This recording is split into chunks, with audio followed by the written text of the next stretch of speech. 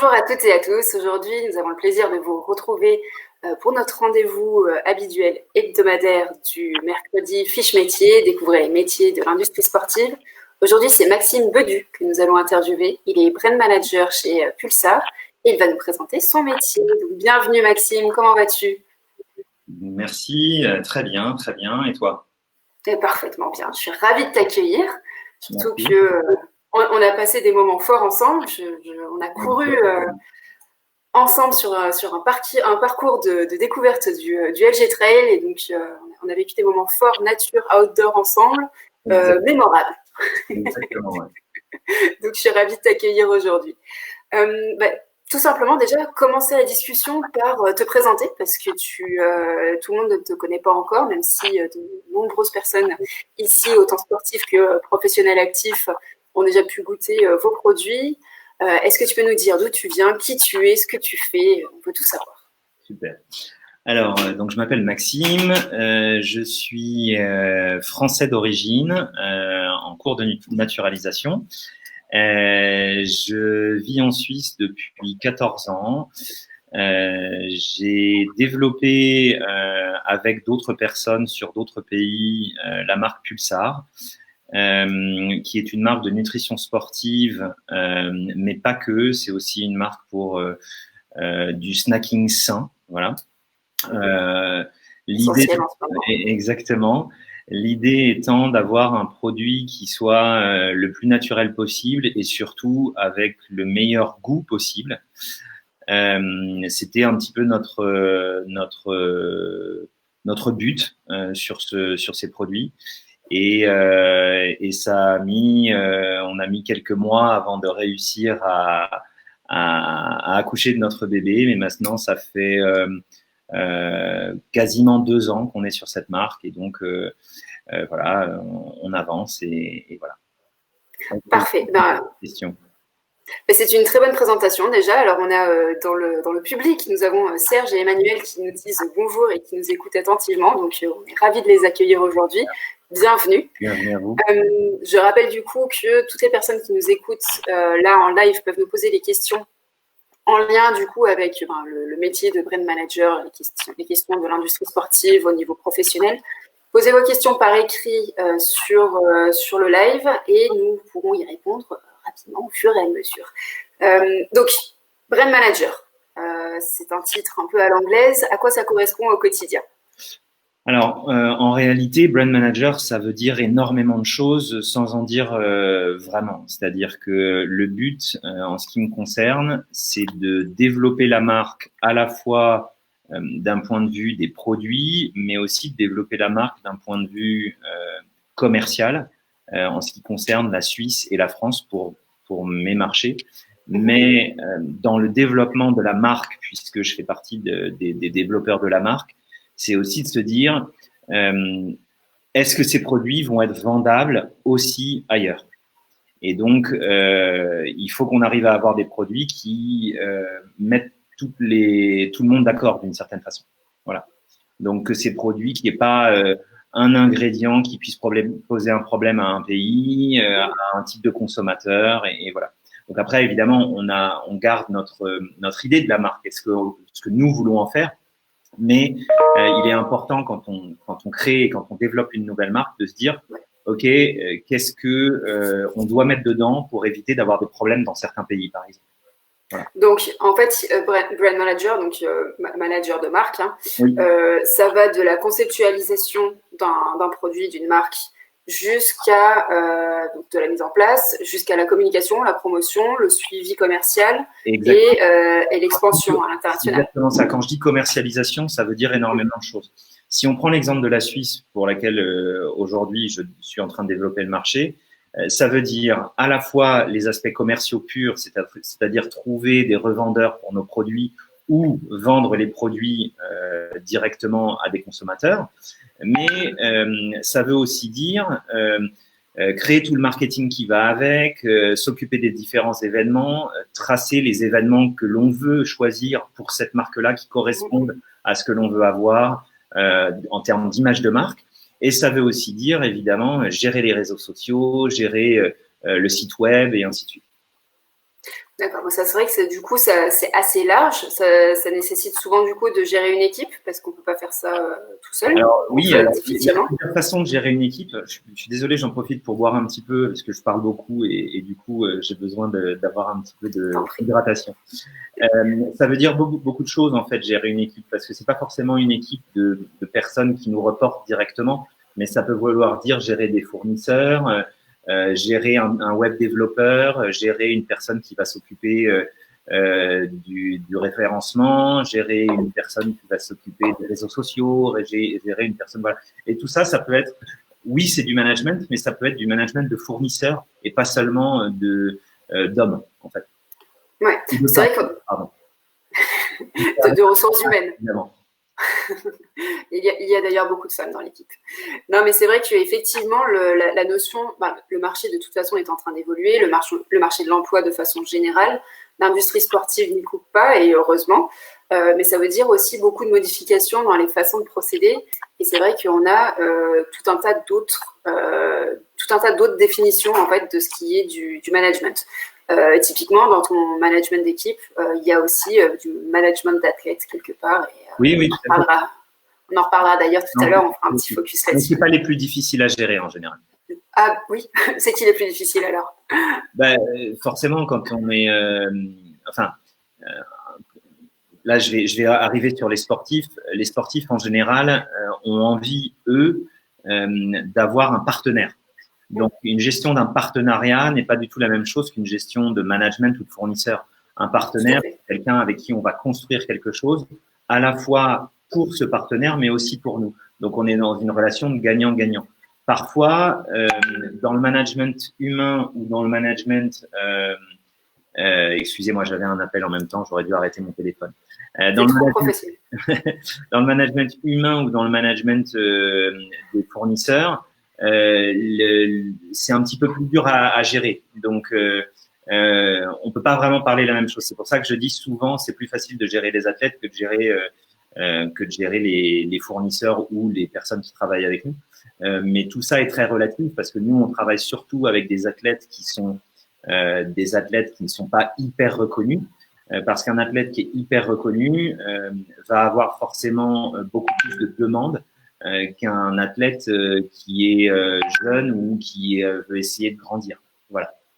Tout à fait. On a d'ailleurs Emmanuel qui rebondit sur ce que tu viens de dire, qui dit qu'il trouve que c'est vraiment une très belle marque, avec une identité de marque originale, qu'il aime beaucoup le concept. Et il pose la question, à l'avenir, comment est-ce que vous voyez, est-ce que tu vois l'évolution de cette marque, justement, les enjeux auxquels vous allez être confrontés? Donc Emmanuel, tu devances même nos questions de conclusion, parce qu'on était justement sur à quoi va devoir faire face Pulsar, mais commençons, ce sera un excellent moment pour la question. Alors oui, c'est une très bonne question. L'identité de marque, bon, déjà, c'est quelque chose qu'on avait travaillé au départ, c'est-à-dire on voulait quelque chose de très naturel et surtout avec un très bon goût, parce que en fait, c'est une marque qui a été créée par des sportifs. Alors, on n'est pas des sportifs professionnels, encore que on avait un biathlète olympique avec nous dans l'équipe, mais c'est vrai qu'on voulait quelque chose d'un petit peu particulier, on voulait quelque chose de plus naturel et avec un bon goût, alors que c'est difficile aujourd'hui de trouver des produits de ce type-là. Alors, l'évolution de la marque, la façon dont on la voit, on voudrait avoir une évolution qui est et la première des évolutions à laquelle on pense, c'est une évolution commerciale, parce que on a besoin de rentrer dans plus de magasins, on a besoin d'aller d'essayer de trouver des magasins et de trouver notre public en fait. Et pour trouver notre public, on a besoin de présenter les produits au public. Donc ça, c'est l'évolution majeure, c'est de rentrer dans un maximum de magasins pour que les produits soient vendus. Or, évidemment, c'est difficile parce qu'en face de nous, il y a des marques qui sont très puissantes. Alors, je parle pas seulement des Nestlé et ainsi de suite, mais il y a plein d'autres marques qui sont très puissantes et qui, en général, sont des spécialistes d'un type de produit. Donc, pour nous, l'évolution, c'est d'arriver à trouver notre chemin au travers de toutes ces marques-là. La direction qu'on a envie de prendre aujourd'hui, on sait qu'on a besoin de se focuser un peu plus. On a des produits On a voulu taper relativement large avec des produits qui sont vraiment uniquement destinés au sport et d'autres qui sont plus, comme on dirait, mainstream. Mais donc à l'intention d'un plus grand nombre de personnes, pas seulement pour des sportifs. Et on pense qu'on va essayer de développer de plus en plus cette gamme-là de produits mainstream. Et on arrive d'ailleurs avec une nouvelle gamme de barres protéinées qui aujourd'hui deviennent des produits mainstream alors que c'était des produits spécialisés avant. C'est-à-dire que aujourd'hui, les gens vont vers des produits hyperprotéinés. Alors même pour monsieur et madame tout le monde, en se disant il n'y a pas trop de sucre et donc je peux en manger plus facilement et ça me rassasie quand même. Alors qu'il y a encore 10 ans de ça, les produits hyperprotéinés, c'était des produits de régime ou alors des produits pour les hôpitaux. Oui, très élitiste. Ou pour les bodybuilders. Donc, c'est vraiment quelque chose de très particulier. Et donc, nous, on va plutôt se diriger dans la partie mainstream où on va essayer de développer au maximum nos bars. On pense qu'avec nos bars, on a vraiment un produit qui est unique et on va essayer de développer tout en gardant une gamme relativement courte sur le très sportif, c'est-à-dire boissons isotoniques, gel, éventuellement poudre protéinée à discuter. Voilà. Donc, on espère que ça aura répondu à ta question, Emmanuel. Juste une dernière chose sur les enjeux. Clairement, il y a un enjeu majeur, c'est le commercial. Pour pouvoir exister, il faut vendre, et pour pouvoir vendre, il faut être présent. Donc, j'en profite parce que je vois la deuxième question. Aujourd'hui, on est majoritairement sur Internet. Alors, c'est quelque chose qui est important parce que c'est un gros potentiel de développement, mais trouver ses clients sur Internet, c'est un petit peu plus difficile. Donc, comment on a fait pour augmenter notre brand awareness, comme on appelle, donc la notoriété de la marque? On a fait la semaine dernière une offre Coca qui, sur la Suisse, est vraiment quelque chose de très important parce que ça permet vraiment d'augmenter la notoriété de la marque. Et ça a très bien marché parce qu'on a vendu plus de 6000 bars, 500 boissons isotoniques et ça a vraiment très bien marché. Donc, on espère que ça va nous donner un coup de boost aussi sur le commercial pour pouvoir aller dans plus de magasins. Aujourd'hui, on est surtout dans des cafés, dans des petits magasins, en fait, des magasins de sport aussi qui sont intéressés par nos produits. Mais c'est vrai que c'est pas ça qui compte aujourd'hui. Si on veut faire quelque chose, on a besoin de volume. Et pour faire du volume, il faut qu'on soit présent, grosso modo, chez Coop, chez Migros, chez Manor ou ce genre de magasins-là. Voilà. Donc, je pense, voilà, Emmanuel est content de la réponse. Donc, merci beaucoup. Donc, c'est vrai que tout ce que tu as abordé là, tu as donné plein de mots-clés. Donc, tu as parlé de brand awareness, donc de notoriété, de volume. Donc, en fait, ce métier-là de brand manager, de manager de marque, ça demande d'avoir aussi des compétences du coup autant au niveau marketing que commercial. Ça demande une compréhension du marché sur lequel on évolue. Ça demande de savoir faire des analyses de marché, d'être à l'écoute aussi des évolutions, des tendances. Ça fait partie clairement des aspects absolument indispensables pour faire ce métier. Pour toi, du coup, quelles sont les meilleures études à faire ou quelles sont tes études, celles qui t'ont mené à faire ce métier-là? Parce qu'au final, ça demande un large panel de connaissances et de compétences. Pas facile à trouver. Alors, moi, ce que j'ai fait un master de droit et ensuite j'ai fait un master en école de commerce. Voilà, un équivalent d'HEC. C'est une des solutions pour arriver à ça, mais aujourd'hui, il y a plein d'autres solutions. Alors, le droit, c'était pas nécessaire, hein, mais moi, je suis passé par là, ça a été plus un hasard qu'autre chose. Mais il y a plein d'autres solutions. Aujourd'hui, pour être brand manager, il faut en général montrer qu'on a quand même un certain niveau d'un point de vue des études, donc au moins un bachelor. Donc, ça veut dire une Maths plus 3 ou un bac plus 3.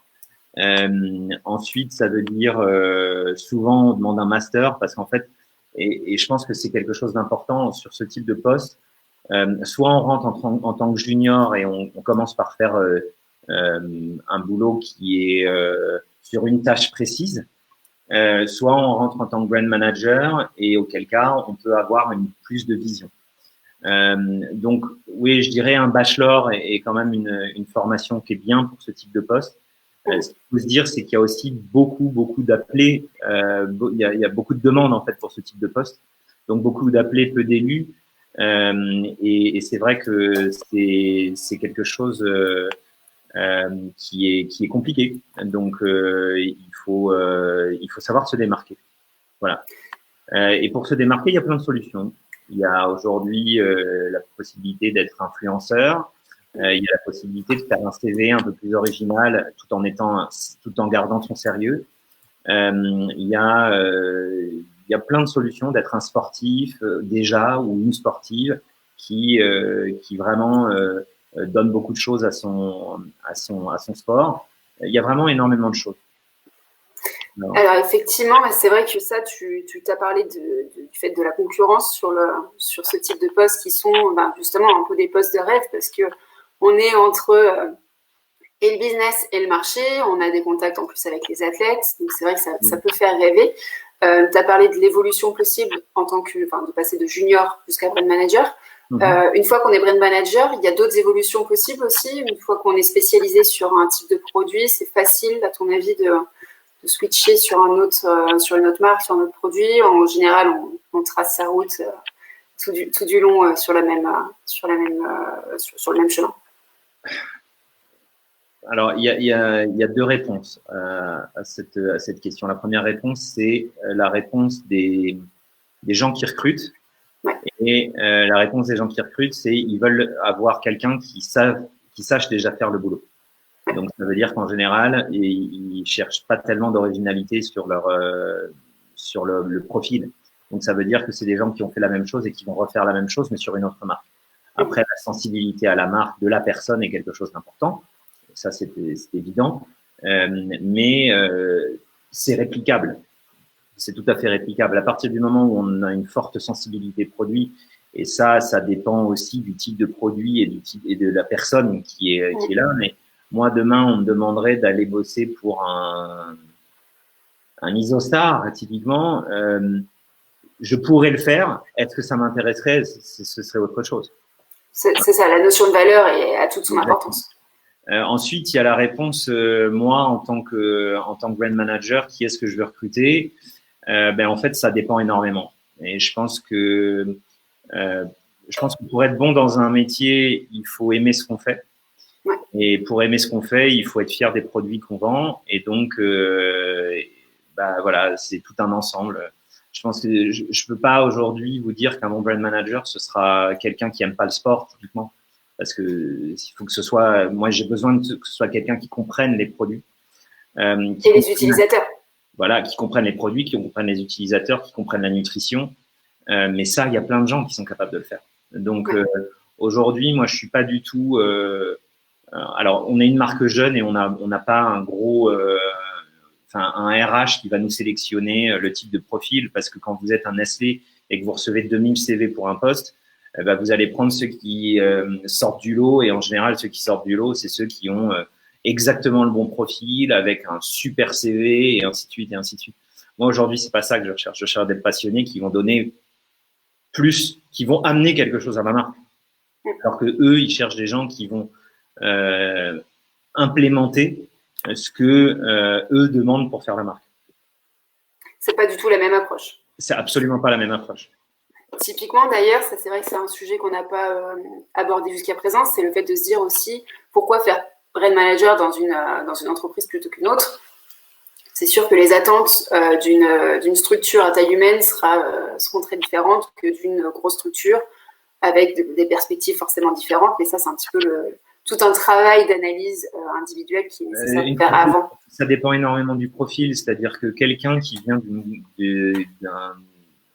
d'un diplôme moindre qu'un master va avoir plus de facilité à intégrer une petite marque. Et si un jour le but est de retrouver une très grande marque dans une très grande entreprise, ça va mettre un pied à l'étrier en fait. Et c'est là que ça devient intéressant. Mais je pense qu'il y a d'autres avantages d'être dans une petite marque. Il y a aussi plus de flexibilité, il y a moins de moyens souvent, mais il y a plus de flexibilité. Voilà. Et puis, il y a plus de contact humain. Et c'est vrai que, situation du Covid mise à part, quand on touche aux valeurs du sport, on a souvent cette notion de proximité, de soutien, d'entraîne, de valeurs plus humaine. Alors, bien entendu, une entreprise, une structure, quelle que soit l'organisation sportive, ne peut pas survivre sur du long terme sans financement. Ça, c'est indispensable. Maintenant, il y a financement, il y a financement. Et il y a qualité de vie au travail aussi. Donc, tout ça, c'est des questions à se poser au préalable avant même de perdre du temps à poser des candidatures à droite, à gauche. On profite au passage, pour ceux qui nous regardent et qui nous écoutent, de vous rappeler que Outdooria vous accompagne avec grand plaisir sur toutes ces étapes-là, de comprendre où est-ce que vous voulez aller, d'où est-ce que vous venez, et accompagner justement pour les fameux CV un peu sérieux mais originaux. Toi, dans ton métier au quotidien, que tu fais depuis quelques années maintenant, ce que tu préfères, c'est quoi?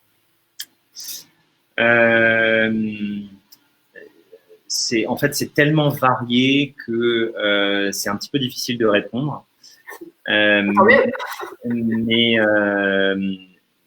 je pense que une des choses que je préfère, moi personnellement, ça a été créer la stratégie de la marque, c'est-à-dire comment on voulait attaquer le marché. D'abord sur l'aspect marque en lui-même, c'est-à-dire qu'est-ce que doit être la marque, et ensuite, une fois qu'on avait la marque, qu'est-ce qu'on devait faire dans tel ou tel pays.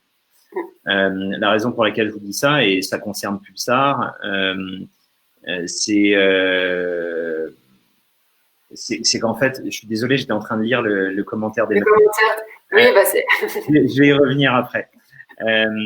En fait, sur une marque comme Pulsar, donc c'est destiné aux sportifs ou en tout cas aux personnes actives qui font aussi du sport. Voilà. Ouais. Mais il fallait qu'on attaque les marchés de façon à ce que les marchés nous comprennent. En fait.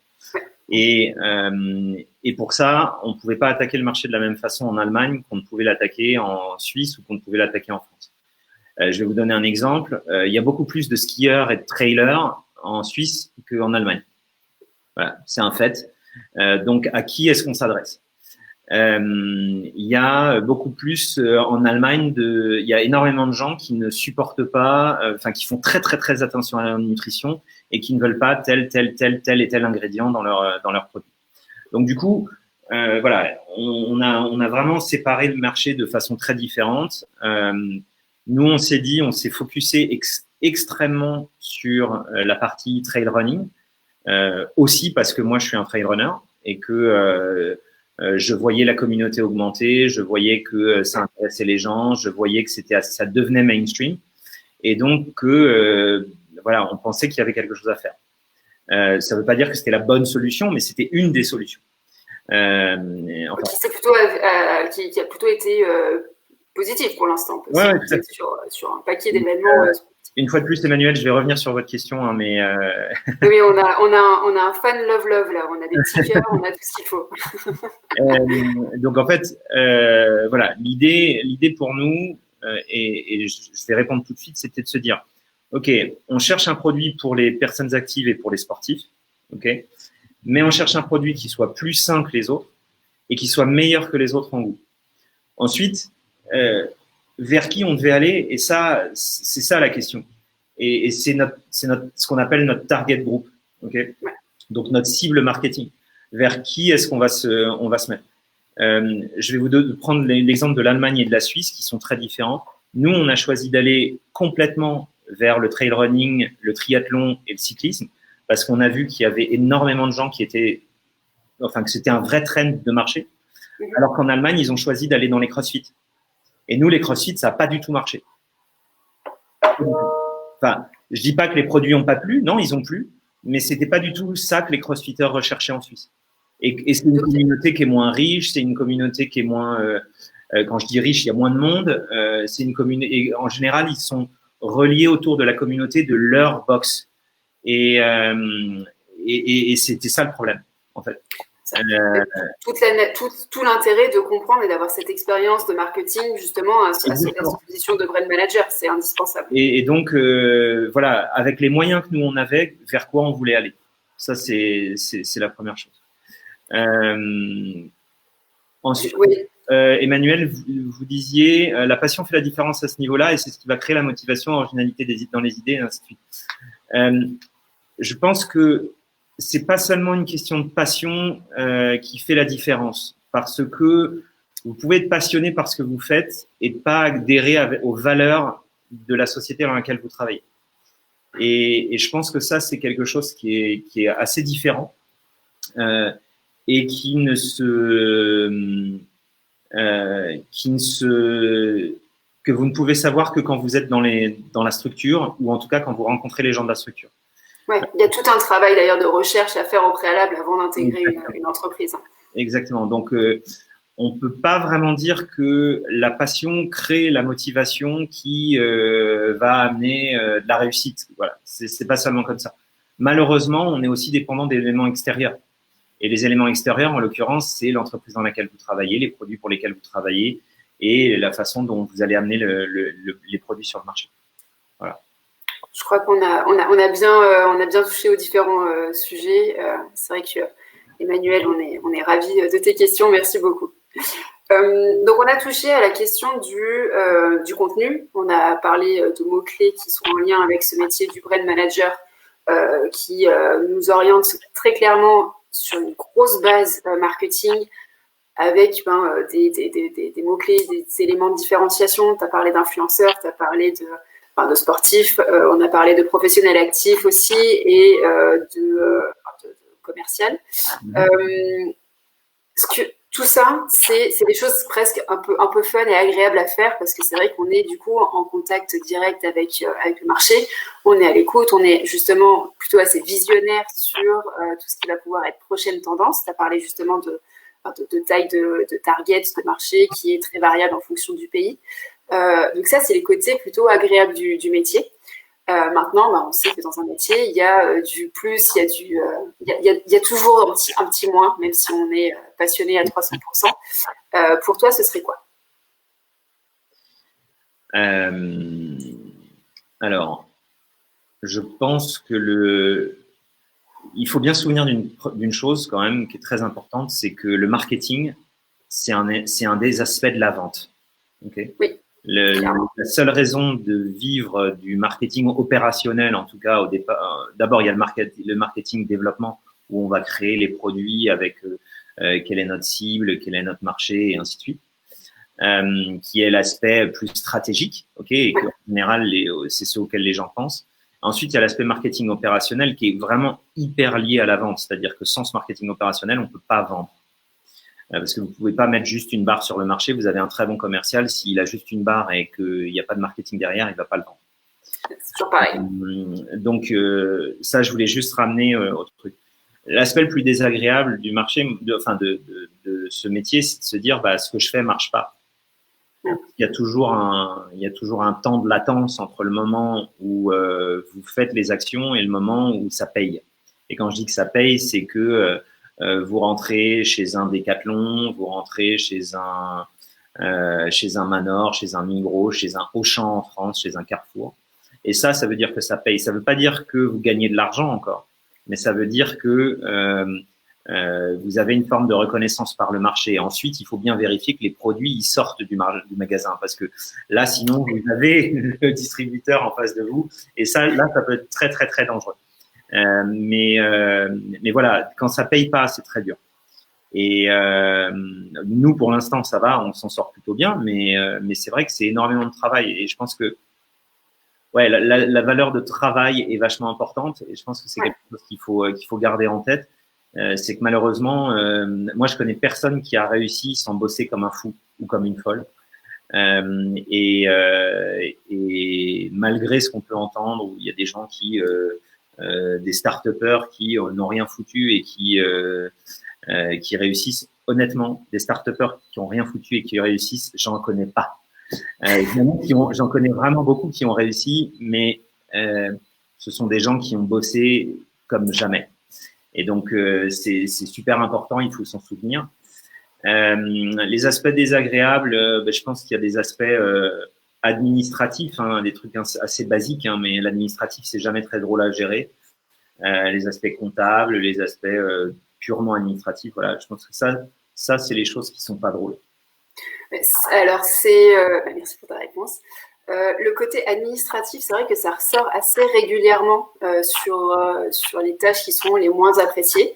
Donc là, c'est aussi un petit message, un conseil aux candidats qui nous regardent en se disant si vous êtes à l'aise avec tout ce qui est démarche administrative, si vous aimez ça, n'hésitez pas à le valoriser dans vos candidatures parce que c'est clairement un atout sur le marché parce que vous sortez du lot et si vous aimez faire ce que les autres n'aiment pas faire, clairement, vous allez pouvoir vous démarquer et on viendra vous chercher.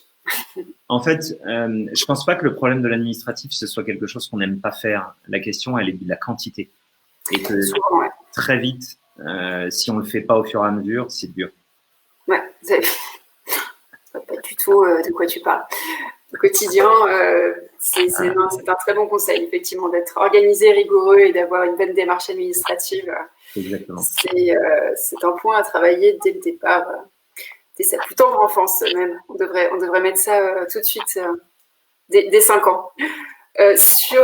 Du coup, on a parlé des mots-clés un petit peu qui étaient en lien avec ce métier. On a parlé des études. Les types de profils, du coup, le sujet a été abordé, mais si tu voulais mettre peut-être 3-4 mots-clés sur les types de profils qui pourraient s'épanouir en tant que brand manager, tu dirais qu'il faut quoi alors en 4-5 mots? Alors, déjà, la première chose, c'est que brand manager, ça peut vouloir dire deux choses. Ouais. Ça peut être soit être le patron d'une marque sur un marché en question, soit être la personne qui s'occupe du marketing sur ce marché. Donc, c'est pas les mêmes types de profils. Ouais. Il faut savoir que donc patron d'une marque, ça veut dire dirigeant d'une société, ça veut dire gérer des commerciaux, ça veut dire gérer des relations clients, ça veut dire voilà. Donc je vais le mettre à part parce que je pense que c'est pas le sujet. Brand manager, je pense. Alors, la première chose, c'est qu'il faut rester à l'écoute du marché. Parce que si on n'écoute pas le marché, on va se planter. On peut pas avoir une idée et se dire ça va marcher sans avoir écouté le marché avant. Est-ce qu'il y a une demande, est-ce qu'il y en a pas? Ça, c'est vachement important. Évidemment, quand on a une idée et qu'on veut la filer, cette idée, eh ben, il faut continuer parce que ça peut être une bonne idée, mais il faut qu'il y ait une cible. S'il n'y a pas de cible, on va jamais y arriver. Bien sûr. Ça, c'est la première chose. La deuxième chose, c'est que le métier de brand manager, c'est un métier où on est beaucoup face à son écran. Donc, il faut avoir des règles de vie importantes pour pas péter les plombs. Il faut dire les choses telles qu'elles sont, hein, tu as raison. Parce qu'on est souvent face à son écran et souvent en train de gérer des appels téléphoniques ou des fournisseurs ou voilà. Donc il faut avoir une hygiène de vie qui soit saine, aller courir le midi, le soir, continuer à faire du sport, continuer à faire des choses et ça c'est très très important. Tous les métiers d'ailleurs. Oui, comme tous les métiers, mais je pense que en tout cas tous les métiers qui sont pour lesquels on est devant un écran, quoi. C'est hyper important. Assis sur une chaise souvent. Je pense que c'est un métier aussi où il faut être très organisé. On en revient toujours à ça. Hein. Plus on est organisé, plus on gagne de temps. En tout cas, on n'en perd pas. Ouais. Et c'est un métier où il faut être courageux. Et ça, je pense que c'est vrai pour beaucoup de métiers. Il faut pas se laisser abattre. Il faut continuer on a souvent des déceptions dans ce métier-là parce que un produit qu'on voulait absolument, qui était super, et ben on l'a créé et puis on rencontre pas ses potentiels prospects. On est toujours déçu, mais ça veut pas dire que l'idée n'est pas bonne en elle-même. Ça veut dire que peut-être la conception n'a pas été bonne. Ou alors si l'idée n'a pas été bonne, ben là il faut changer. Il faut creuser. Voilà. Est-ce qu'on peut créer le besoin chez une cible? Oui, pour répondre à une nouvelle question pour le coup. Alors, je pense que ça doit être possible. Je pense que en réalité, on crée rarement le besoin, à moins d'avoir une idée absolument exceptionnelle et novatrice, mais dans les 3/4 du temps, on ne crée pas un besoin, on répond à un besoin. Donc on change, enfin on voit plus rapidement que certains autres l'évolution d'un marché. À mon avis, c'est plutôt ça.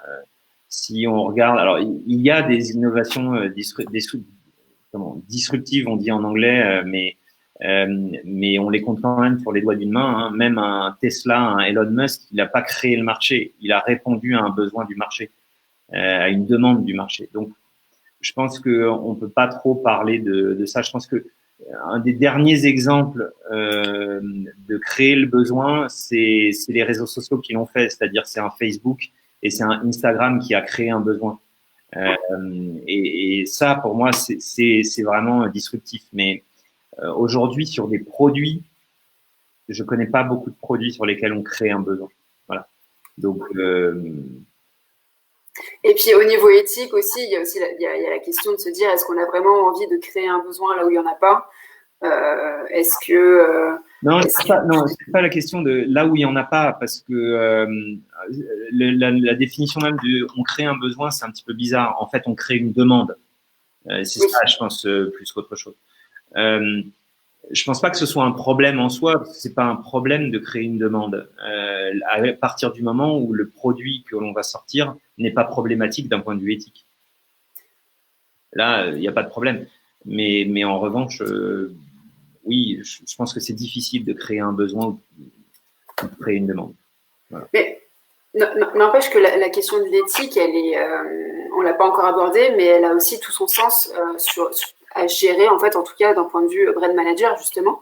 Ah oui, en plus, toi qui as justement un passé, un passif, un background légal, donc tu as toutes les connaissances qui sont absolument indispensables à comprendre ce qu'il est possible de faire, ce qu'il n'est pas possible de faire. Et, ouais, alors, en général, c'est géré par les marques, mais c'est beaucoup de bon sens aussi. Hein.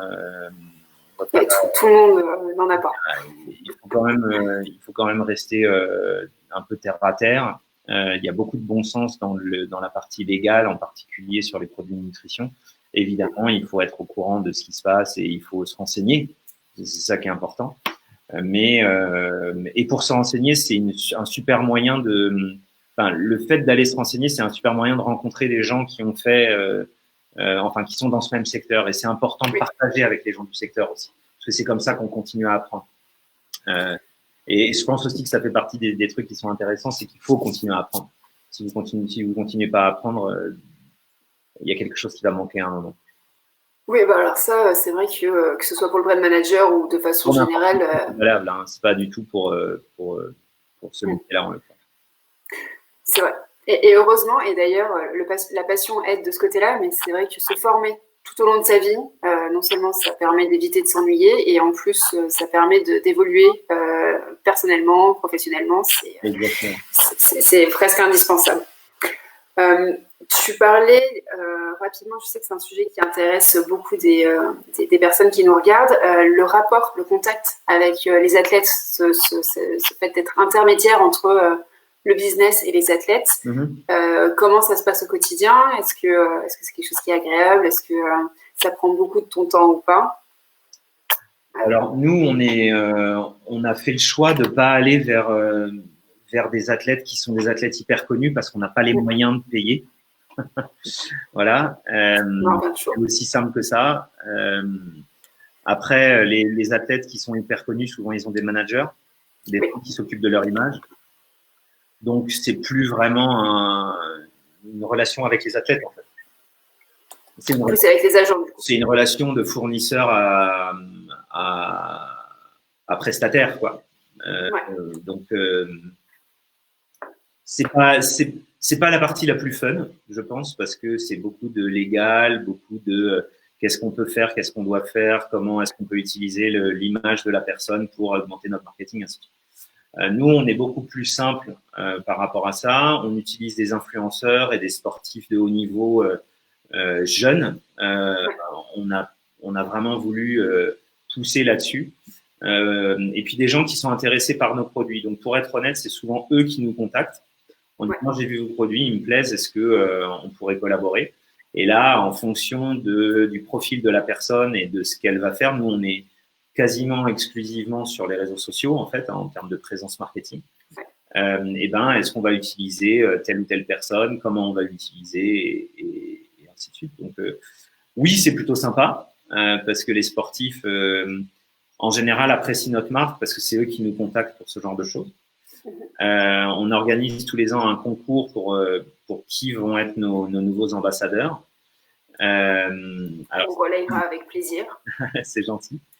On a eu, rien que sur la Suisse, je crois qu'on a eu, il y a 400 personnes qui ont répondu sur les influenceurs, qui sont tous des sportifs. Donc, on va assez loin. Oui, on va pas que sur le trail running, Emmanuel. On va ailleurs aussi. Il y a beaucoup de gens en Suisse qui sont dans le milieu du ski alpin, évidemment, dans le ski de rando, dans le qu'est-ce qu'on a? On a des crossfitters, on a des gens qui font de la course d'obstacles type Spartan. On a des coureurs, on a des cyclistes, on a des triathlètes. C'est vraiment très large. Voilà. Et ce qui est chouette, c'est que vous êtes du coup aussi très souvent en relation avec les événements sportifs.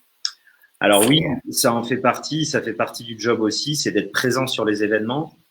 Alors ça veut dire une fois de plus qu'on bosse le week-end souvent. Un élément à pas négliger. Voilà, c'est un élément important, mais bon, c'est toujours la même chose. Hein. Nous, c'est parce qu'on est une petite marque qu'on est obligé de le faire. Les plus grandes marques ont les moyens d'avoir des gens pour promouvoir les produits, mais souvent, voilà, c'est nous qui nous en chargeons. C'est sympa parce on peut avoir des dossards gratuitement, on peut faire gagner des dossards. En fait, ce qui est intéressant de voir là, dans tout ça, c'est que tout partenariat qu'on fait va nous permettre de rebondir sur quelque chose. C'est-à-dire, typiquement, on choisit d'être partenaire d'une course. On va donner des produits gratuitement pour cette course. On va peut-être participer financièrement pour cette course. Et qu'est-ce qui va se passer après? Ben, nous, avec ça, on va pas seulement dire et montrer aux personnes qui sont sur l'événement qu'on est présent, qu'ils vont manger nos produits et qu'on va faire partie de leur communication. On va aussi négocier des dossards pour les faire gagner sur nos réseaux sociaux. On va essayer on va le mettre dans notre présentation marketing pour nos commerciaux qui vont dire, bah voilà, on a participé à telle course avec une visibilité par X et X personnes. Voilà, on va continuer à faire comme ça. Donc, la question, elle est de pouvoir profiter à chaque moment de tout ce qu'on va faire. Et c'est exactement la même chose avec les athlètes. Pour revenir à la chose, au point de départ, c'est-à-dire que si on décide d'avoir un athlète avec lequel on croit particulièrement, comment est-ce qu'on va créer ce partenariat et comment est-ce qu'on va le gérer? Est-ce que ça veut dire aller sur les courses avec cette personne-là? Est-ce que ça veut dire publier des photos? Est-ce que ça veut dire faire un jeu concours avec les followers? Est-ce que ça veut dire voilà, il y a plein de choses à faire et la question c'est de faire la meilleure des choses en fonction de cette personne. Tout à fait. D'ailleurs, on salue le LG Trail au passage et toute l'équipe.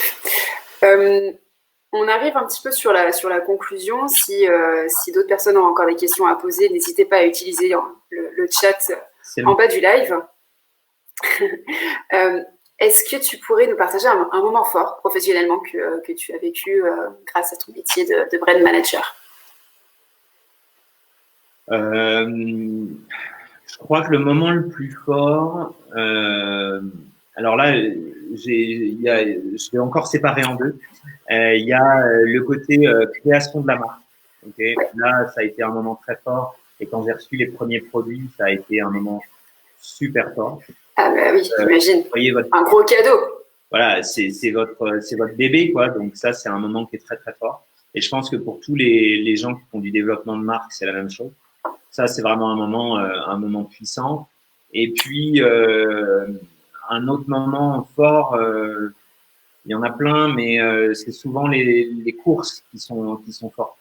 C'est-à-dire quand on participe à un événement et que cet événement se passe bien, que les gens sont attirés par le produit, qu'ils comprennent le produit, qu'ils aiment le produit. Ça, c'est génial. Moi, je me souviens de quelqu'un qui était venu me voir, qui bossait pour une grande enseigne de distribution en Suisse et en France. et qui est venu me voir justement sur l'arrivée de la LG Trail et qui me dit vos produits, c'est incroyable, c'est la première fois que je prends des produits comme ça. Le mec venait de se faire 120 bornes. Et il est venu me voir, 120 bornes en courant, dans la montagne. Et il est venu me voir pour me dire qu'il trouvait les produits absolument incroyables. Et là, c'est un moment super fort. Et on est rentré chez ce distributeur après. C'est une super nouvelle. Donc, humainement et en plus professionnellement, c'était génial parce que tu as l'impression d'avoir ta place. Alors, ça ne veut pas toujours dire que ça a marché. C'est pas le point, mais il faut prendre le bon moment et s'en souvenir parce que c'est ça qui donne le petit clic, quoi. Voilà. Ouais, qui donne la petite motive les jours où il y a un petit peu moins que d'habitude. Exactement. Ouais. C'est important. Il y en a forcément des hauts, des bas, ça c'est normal. Exactement. Parfait. Et puis peut-être juste une petite phrase de conclusion, un conseil à toutes les personnes qui nous regardent, qui aimeraient devenir manager de marque, brand manager, qui soient en réorientation professionnelle, que vous soyez en train de regarder la vidéo avec vos parents pour vous dire tiens, qu'est-ce que je peux faire comme métier quand je serai grand, qu'est-ce que tu leur conseilles? Réfléchissez bien à qui vous êtes et quel métier vers lequel vous vous orientez. Parce qu'il faut qu'il y ait absolument une adéquation entre les deux. Si vous êtes quelqu'un qui a besoin de contact humain hyper régulier, le boulot de brand manager, c'est pas forcément le plus adapté parce que c'est un métier où on est souvent, je dirais pas seul, mais on réfléchit à une stratégie de marque et on est souvent devant son écran d'ordinateur. Si vous êtes quelqu'un qui a besoin de beaucoup de contact humain, un métier de commercial est mieux pour ça. Et c'est deux métiers qui travaillent main dans la main, sans lequel l'un ne pourrait pas fonctionner. Enfin, l'un ne pourrait pas fonctionner sans l'autre. Bien réfléchir à ça. Moi, je suis passé par des jobs de commerciaux et maintenant, je suis sur un job de brand manager. Je dois avouer que ça me manque un petit peu le terrain et d'être vraiment sur le terrain. Et c'est pour ça que c'est vachement agréable d'aller sur des événements et d'être en face du consommateur. Donc, il faut vraiment bien réfléchir à ça, à ce qu'on veut faire et à quelles sont nos forces et faiblesses personnelles avant d'aller vers un métier en particulier, parce que ce métier a des conséquences sur notre vie personnelle. Donc, c'est très important. Et le métier de brand manager, c'est malheureusement un métier où on peut être un petit peu pas seul, mais on n'est pas en face du commerce du client, ni final, ni intermédiaire, que peut être un distributeur, par exemple. Donc, il y a des choses qu'on ne comprend pas forcément et c'est pour ça qu'il faut énormément écouter les commerciaux quand on est brand manager. Voilà. Mais tu touches à un point qui est absolument essentiel et ça, c'est un peu pour tous les managers et les patrons qui nous regardent. N'oubliez jamais que le marché évolue en permanence et que les personnes qui sont sur le terrain ont certainement une vision qu'on n'a plus quand on monte progressivement les échelons. Ouais, mais oui. Après, il faut pas toujours écouter ce que vous dit un commercial parce qu'un commercial, il pense à sa zone et à son précaré. Et oui, faire un mix. Hein. Il faut savoir prendre une partie de l'information et prendre la bonne partie de l'information. Mais j'insiste vraiment sur le fait qu'aujourd'hui, marketing et commercial, ce sont des métiers qui font la même chose. Le but est le même. Et si les gens ne travaillent pas main dans la main, il n'y a aucune chance pour que ça marche. C'est ça. Donc, il faut vraiment faire de telle sorte que ça marche, tout simplement. Voilà. Et donc rejoindre l'entreprise avec les valeurs qui vous correspondent et avec les bonnes motivations, la taille qu'il faut, etc. Ça, je pense que c'est très général, mais ouais, il faut vraiment y penser. Je pense que c'est le plus important d'ailleurs. Et d'ailleurs, c'est en réfléchissant en amont à ce qu'on est et ce qu'on veut qu'on va pouvoir cibler les bonnes entreprises. Exactement. Voilà. C'est une merveilleuse phrase de conclusion. Parce que justement, voilà, si vous vous posez des questions sur votre carrière et sur le chemin à prendre, contactez-nous sur outdooria.ch et on répondra volontiers à vos questions. Un grand merci Maxime pour cette présentation de Pulsar. Moi, j'en profite, j'ai retrouvé mes mes petits gels et mes petites barres. Donc, du coup, justement, comme j'ai pas eu le temps de manger à midi, je mangerai. Ouais, n'hésitez pas à aller faire un tour sur pulsar.ch. Donc, BEUS2AR.ch et puis vous aurez plus d'informations sur les produits en eux. Voilà. On mettra volontiers le lien du coup dans les commentaires.